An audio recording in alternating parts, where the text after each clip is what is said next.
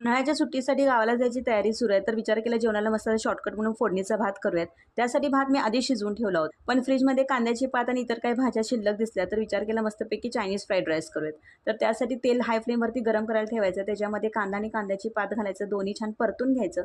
इथं आलं लसणाची पेस्ट घातली तरी चालते. मी स्किप केले कारण मी शेजवान सॉस यूज करणार आहे. त्याच्यामध्ये आलं लसूण असतं. कांदा छान परतला की त्याच्यामध्ये नमूद केलेल्या बाकीच्या सगळ्या भाज्या घालायच्या. त्याही हाय फ्लेमवरती छान परतून घ्यायचं. इथे भाज्या थोड्या क्रंचीच ठेवायच्यात. भाज्या छान परतून झाले की त्याच्यामध्ये chili sauce, soya sauce, Schezwan sauce, vinegar, थोडंसं टोमॅटो केचप आणि काश्मीरी लाल मिर्च पावडर घातली तरी चालेल. हे सगळं छान मिक्स करून घ्यायचं.